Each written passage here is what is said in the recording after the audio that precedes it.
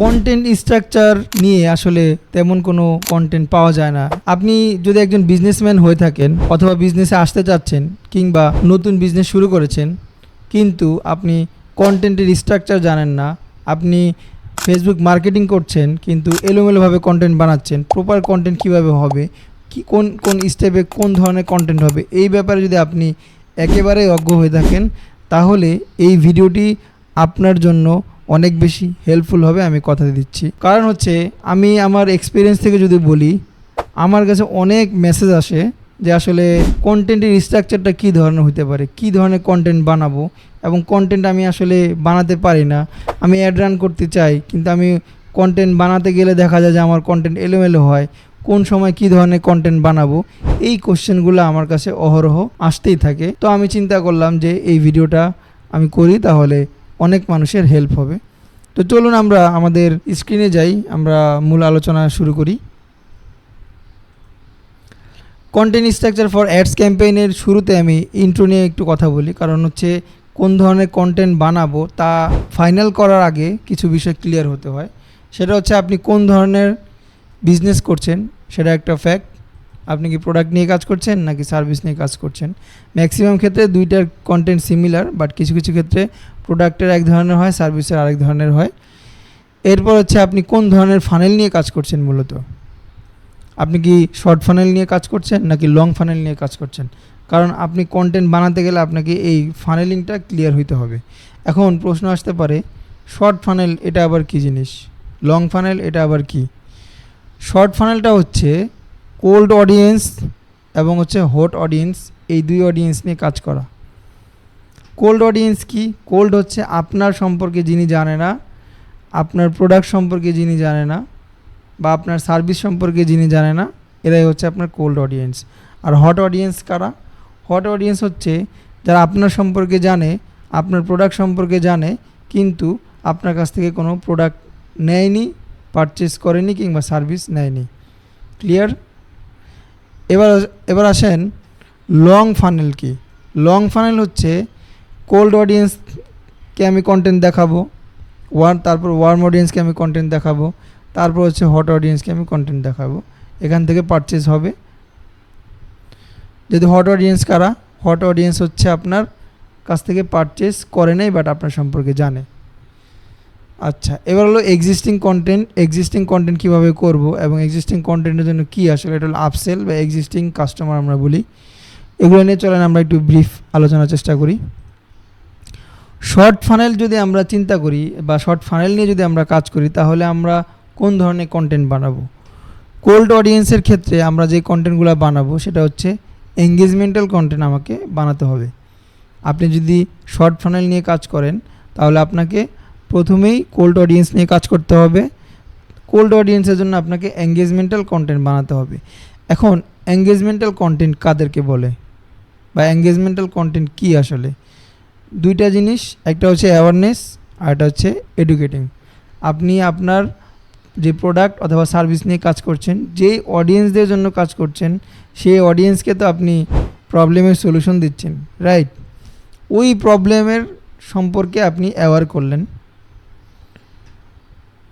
তারপর হচ্ছে ওই প্রবলেম সম্পর্কে আপনি তাদেরকে এডুকেটিং কন্টেন্ট দিলেন। এডুকেশনাল কন্টেন্ট দিতে যেয়ে আপনি আপনার প্রোডাক্ট সম্পর্কে একটু ব্রিফ করতেই পারেন, এটাতে কোনো সমস্যা নেই। এবার আসেন এই এঙ্গেজমেন্টাল যে কন্টেন্ট আপনি দিলেন কাস্টমারকে, অডিয়েন্সকে,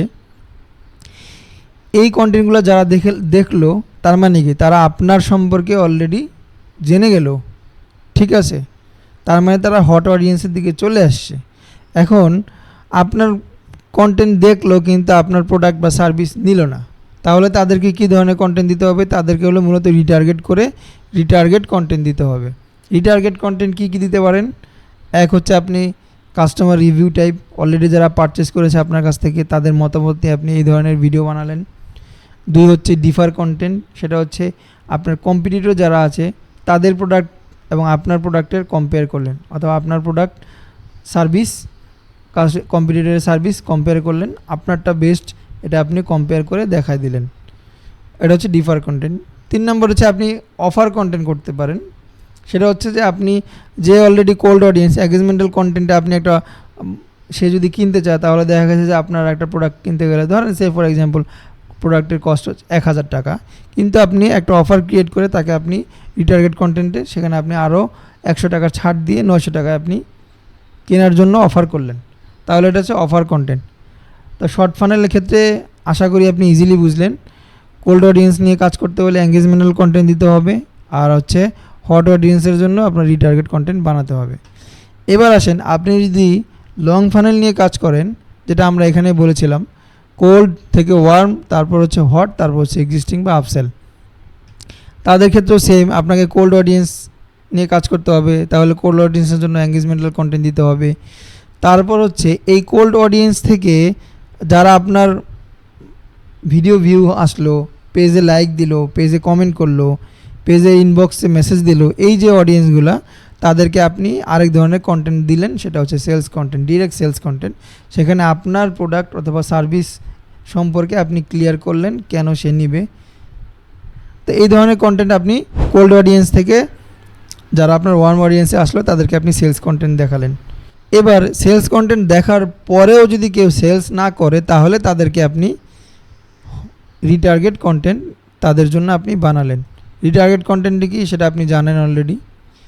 তার মানে কি দাঁড়ালো এখানে, আপনি প্রথমে এঙ্গেজমেন্টাল কন্টেন্ট বানালেন, এখান থেকে যদি কেউ পারচেস না করে তাহলে তাকে আপনি আর sales content, direct sales content দেখালেন, এখান থেকে পারচেস করার সম্ভাবনা অনেক বেশি। এখান থেকেও যদি কেউ মানে এই কন্টেন্ট দেখেও যদি আপনার কাছ থেকে কেউ প্রোডাক্ট বা সার্ভিস না নেয়, তাহলে তাদেরকে আপনি রিটার্গেট করলেন, রিটার্গেটে আপনার পারচেজিং রেশিও আরও হাই। এবার আসেন, অলরেডি যারা আপনার কাছ থেকে প্রোডাক্ট কিনে নিল তাদের তো আমরা থ্যাংক ইউ পেজে নিয়ে যাই, অথবা ইনবক্সে যদি কেউ মেসেজ দেয়, অথবা হোয়াটসঅ্যাপে যদি কেউ অর্ডার করে, তাহলে তাদেরকে আমরা আমাদের নতুন প্রোডাক্ট বা আদার্স প্রোডাক্ট সম্পর্কে তাদেরকে আমি জানাতে পারি। আর যারা আমরা ল্যান্ডিং পেজ নিয়ে কাজ করি তাদের তো থ্যাংক ইউ পেজ থাকে। থ্যাংক ইউ পেজে আমরা কি করতে পারি, আমাদের যে আদার্স প্রোডাক্ট আছে সেই আদার্স প্রোডাক্ট এর ডিটেলস আমরা থ্যাংক ইউ পেজের নিচে দিয়ে দিতে পারি। সেটা হচ্ছে অলরেডি দেখেন, একটু বোঝার চেষ্টা করেন, হট অডিয়েন্স যিনি আপনার কাছ থেকে অলরেডি প্রোডাক্ট কিনে নিয়েছে, কেনার পরে অর্ডার দেওয়ার পরে সে থ্যাংক ইউ পেজে গেল, তারপর আপনি তাকে আদার্স প্রোডাক্টটা আপনি দেখালেন। এটা একটা ওয়ে। আরেকটা ওয়ে হচ্ছে যারা অলরেডি অর্ডার করে ফেলেছে তাদের নাম্বার দিয়ে আমরা কি করতে পারি, কাস্টম অডিয়েন্স করতে পারি, রিটার্গেট করতে পারি, অথবা আমাদের যে অডিয়েন্সগুলো থাকে অডিয়েন্সে, বিজনেস ম্যানেজার অডিয়েন্সে, সেখান থেকে আপনার নতুন প্রোডাক্ট অথবা আদার্স প্রোডাক্ট যেগুলো আসতেছে বা আছে ওই প্রোডাক্টের সম্পর্কে আপনি কি করলেন, ওই অডিয়েন্সদেরকে আপনি রিটার্গেট করে নতুন প্রোডাক্ট সম্পর্কে জানালেন, প্লাস আপনি নতুন প্রোডাক্ট প্লাস একটা এক্সিস্টিং কাস্টমার হিসেবে তাদের একটা অফার দিলেন। এই অফার কন্টেন্ট নতুন প্রোডাক্টের সাথে কম্বাইন করে আপনি একটা কন্টেন্ট বানালেন। তার মানে দাঁড়ালো এটা হচ্ছে আপনার লং ফানেল। তো আশা করি আপনি ক্লিয়ার হয়েছেন।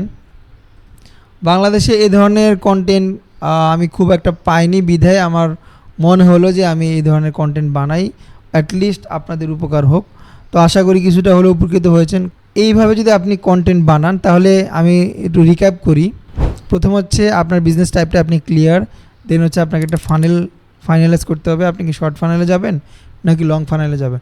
আপনি যদি শর্ট ফানেলে যান তাহলে শর্ট ফানেলের যে কন্টেন্ট স্ট্রাকচার আমি দিলাম ওইভাবে আপনি এঙ্গেজমেন্টাল কন্টেন্ট অ্যান্ড হচ্ছে রিটার্গেট কন্টেন্ট নিয়ে আপনি কাজ করেন। আর যদি আপনি লং ফানেলে যান তাহলে আপনাকে 4 ধরনের কন্টেন্ট বানাতে হবে। সেটা হচ্ছে কোল্ড অডিয়েন্সের জন্য এঙ্গেজমেন্টাল কন্টেন্ট, ওয়ার্ম অডিয়েন্সের জন্য আপনার সেলস কন্টেন্ট, হট অডিয়েন্সের জন্য আপনার রিটার্গেট কন্টেন্ট, আর হচ্ছে অলরেডি যারা আপনার কাছ থেকে পারচেস করেছে সেই অডিয়েন্সটা, যেহেতু পারচেস একটা অডিয়েন্স থাকেই আমাদের কাছে ফেসবুকে, আর আমাদের কাছে ডাটাবেস থাকে, এই অডিয়েন্সদেরকে আমরা নতুন প্রোডাক্ট অথবা আদার্স প্রোডাক্ট সম্পর্কে আমরা আবার কন্টেন্ট দিয়ে তাদের কাছ থেকে আমরা নতুন প্রোডাক্টের অথবা আদার্স প্রোডাক্টের সেল নিয়ে আসতে পারি। তো আশা করি ক্লিয়ার হয়েছেন। তো এরকম ভিডিও পেতে ইউটিউব থেকে ভিডিওটি দেখে থাকেন তাহলে ইউটিউব চ্যানেলটি অবশ্যই সাবস্ক্রাইব করে রাখবেন পরবর্তী ভিডিও দ্রুত পেতে। আর যদি আপনি ফেসবুক পেজে থেকে থাকেন তাহলে ফেসবুক পেজটি আপনি লাইক দিয়ে রাখবেন, ফলো দিয়ে রাখবেন। পরবর্তী কন্টেন্ট দেখার অপেক্ষায় থাকবেন ইনশাআল্লাহ। ভালো থাকবেন। আসসালামু আলাইকুম ওয়া রাহমাতুল্লাহি ওয়া বারাকাতুহু।